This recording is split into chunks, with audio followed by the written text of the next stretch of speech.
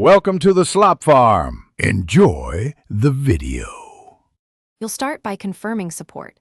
Make sure your iPhone, Apple ID, and wallet cards are ready.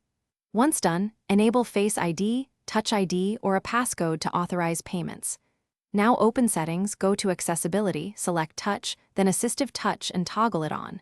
You're creating the secure environment Apple Pay requires. Next, customize the Assistive Touch menu so the next steps are immediate. This initial setup saves time each time you pay, because you'll avoid digging through menus at the checkout. You configure Assistive Touch to call Apple Pay quickly. Go to Custom Actions and assign a double tap or long press to open Wallet. This gives you a predictable gesture. Then edit the top-level menu and replace an icon with Wallet or Wallet and Apple Pay to make it visible immediately. Choose a compact icon layout like 3 or 4 items so Wallet isn't buried. By mapping a single, repeatable gesture to Wallet, you reduce fumbling and ensure swift contactless payments at stores or transit gates. At the terminal, tap your Assistive Touch icon or perform the assigned gesture, then open Wallet and select your default card.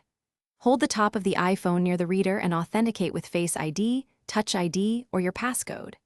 If a payment fails, verify your default card, NFC is working, and that Wallet remains logged into your Apple ID. As a quick fix, restart the iPhone or toggle Assistive Touch off and on to restore responsiveness. If problems persist, remove and re-add the card in Wallet. Thanks for watching. Consider subscribing if we helped you today.